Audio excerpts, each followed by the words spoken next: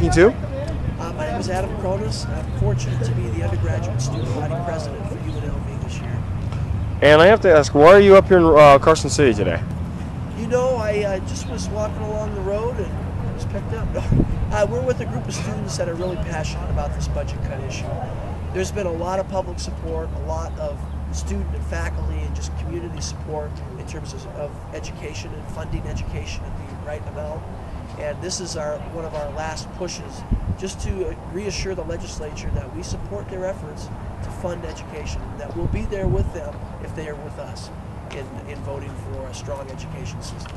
Now, you've been involved, like our student body president, UNR, intimately in the process, and you understand what basically might be involved in this. You know, the possibility of what revenue we can bring in, as well as, you know, we're going to take some measure of cuts. And UNLV, what is that going to look like to you?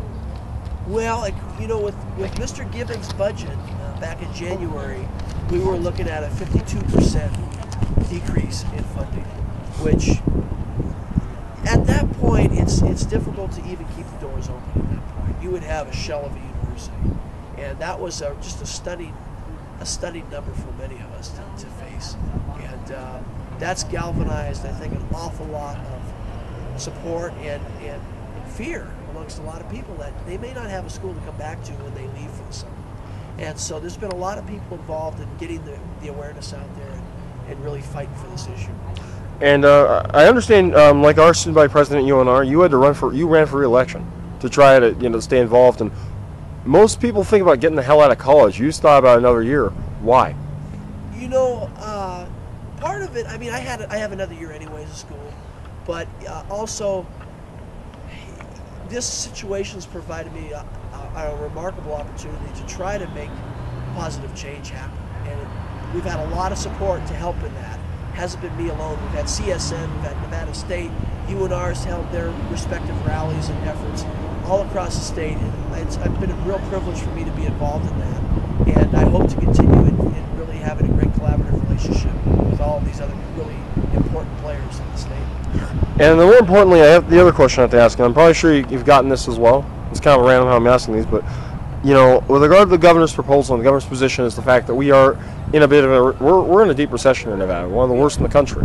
The fact that is your city, I mean, where your campus is based, is in the heart of it. I mean, the foreclosure, one of the highest foreclosure rates in the country. One of the, you know, our tourism capital is gone.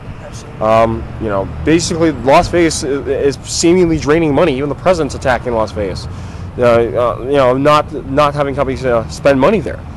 The governor's position is that we can't afford to spend like we did last biennium, and that these cuts are necessary. That we students can pay for this. Well, I mean, you students can pay for it.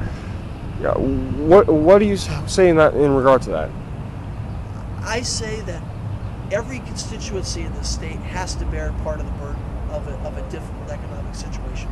And students aren't opposed to that. I think students realize we're going to have a share of this overall crisis that we're facing.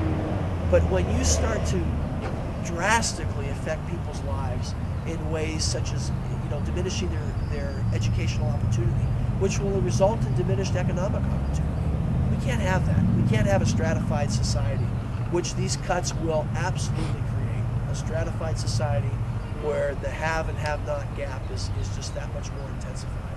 And I think most people realize that and realize the stakes.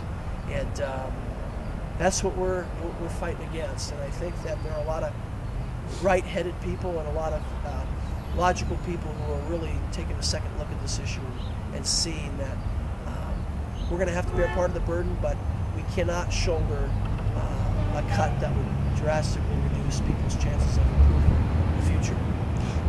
And that being said, what other efforts will you guys be embarking on as the session closes and, you know, the economic reform numbers will be coming out?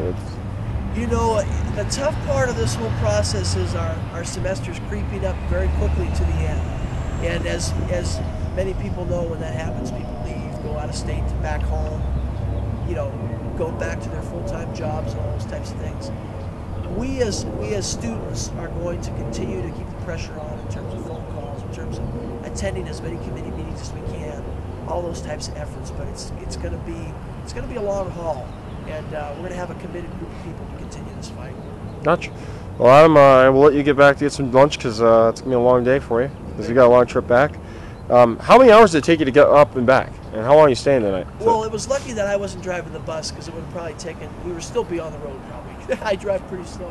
It took us about eight and a half hours. So we did okay. We did okay. Oh, not bad, not bad.